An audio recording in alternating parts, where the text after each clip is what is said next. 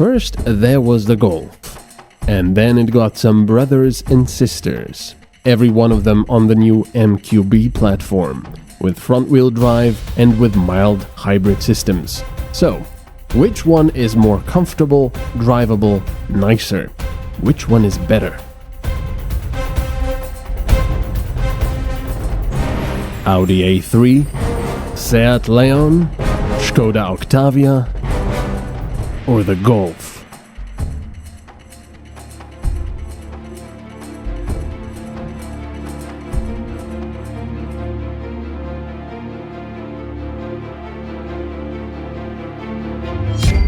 You want the short and predictable answer? The Audi. Luxurious, sporty, and of course, the only one that kept lots of physical buttons on the dashboard. But things as usual aren't that simple. Let's look at these four models and see what their strengths and weaknesses are. The Audi is absolutely a looker, even if I dislike the sloping front.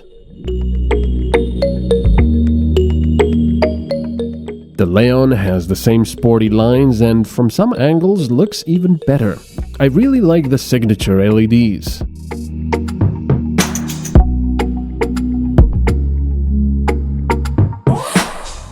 The Golf went from larger lights in the previous generation to having quite the frown. But it looks much better in person than on camera. The Octavia, on the other hand, remains the least daring and the most businesslike. I like it.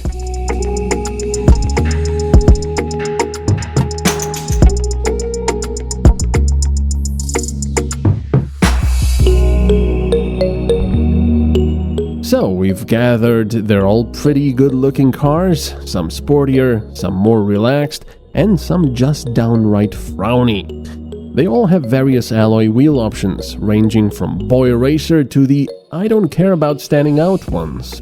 Choices are good.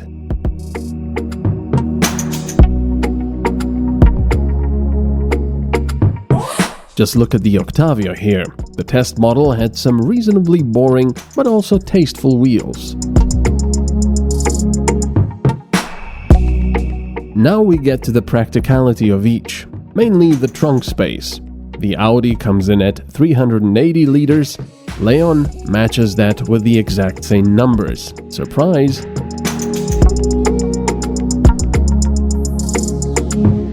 The Golf is that kid that just always has to be better at everything, so it comes up to 381 liters.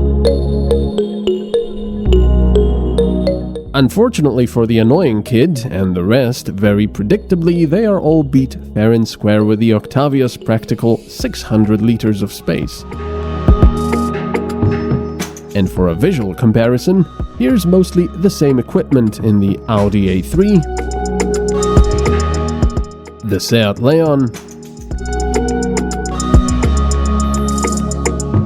the Golf, which is missing a big backpack, hence why it looks more empty, and the Octavia, which hadn't even broken a sweat taking all of it in. The interiors are fairly different though, with the Audi bringing the crown jewel with a nicely integrated infotainment and physical buttons.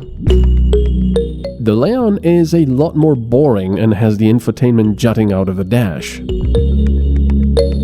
The Golf has everything nicely integrated but lacks physical buttons and has gone crazy with the shiny piano black plastics. The Octavia is somewhat more reserved, but has a Viagra-induced infotainment syndrome and no physical buttons for climate controls. The two-spoke steering wheel is pretty interesting though.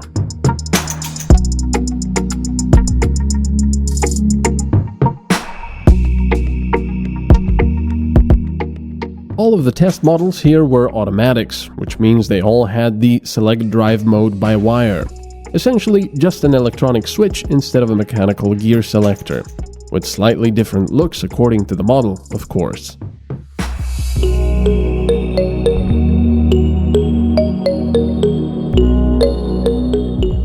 The Audi might be cheating here slightly because the test model sported the S-Line package, which also meant the lovely S-Line steering wheel. And while the other three cars have to share the infotainment software, the A3 has its own MMI stuff, meaning it also has kept physical buttons.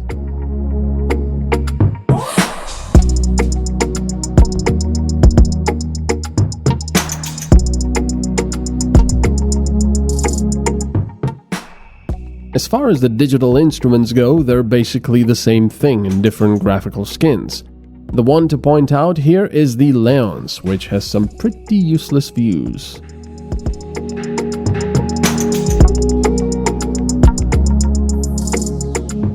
And like I've mentioned before, the Golf Dash looks somewhat futuristic, but the designers just went completely mad with piano black plastics, resulting in fingerprints and dust everywhere. Horrible.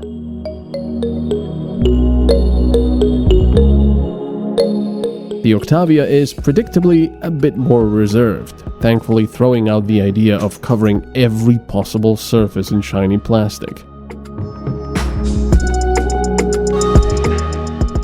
The biggest problem with all of these infotainment systems is that they look great and work well when at a stop, but are an absolute nightmare to use when on the road. Normally, I would say you're supposed to be looking at the road instead of fiddling with a screen anyway, but these modern design ideas think it's a good thing to put every control on the screen itself, ranging from the radio to the climate controls.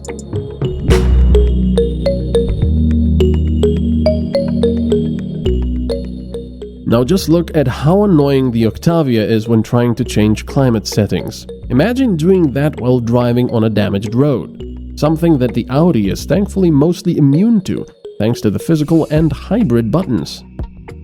Something I have to mention is the futuristic-looking ambient lighting of the Leon, spanning the entire dashboard, which you have to see at night. It's very cool.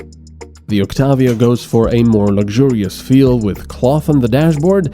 It looks good. The only question is how dirty it'll get. As for the Golf, you know what? I've ranted enough about piano black plastics, but it more often than not feels like the designers are only looking to make the cars look good at a dealership, never thinking about the actual practicality in the real world.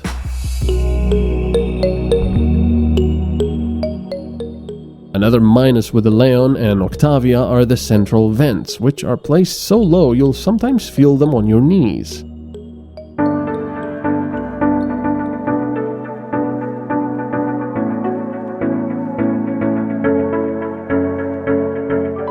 Enough about that though.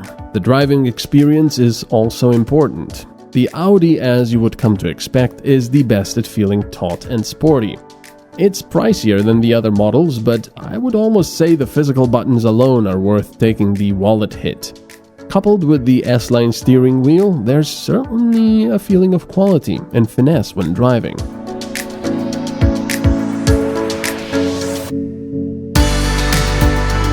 The Seat is a perfectly fun little car with Audi genetics. What makes it annoying is the infotainment system, and it gets a minus for the fairly useless digital instrument views. But it drives well. I'd say better than the Golf or Octavia.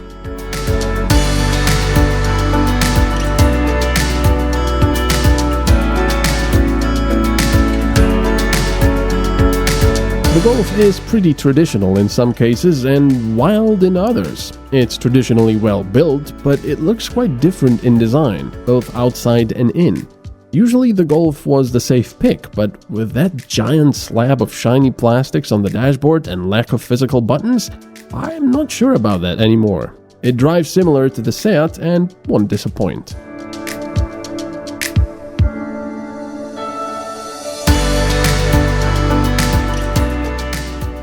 The Octavia is the only one that almost doesn't fit in with the others. It's not sporty, but is actually a lot softer. Secretly, I prefer it for the comfortable ride, but I wouldn't want to twist it around the corners too aggressively. It also looks pretty mundane, but that can be a plus for a lot of people.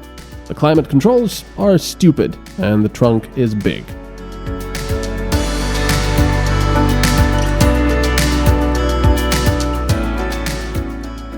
So, in the end, what have I told you?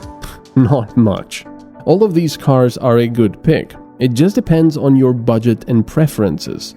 Just be aware that my incessant complaining about the physical buttons is not just a passing whim. Go and test drive these yourself and you'll see just how much of a nuisance the touch-only controls are. And the shiny plastics? The chrome-like ones can often blind you with the sun at correct angles, while the black plastics attract so much dust and fingerprints, you'll be sorry if you own any pets that shed hair at home. Or even if you don't.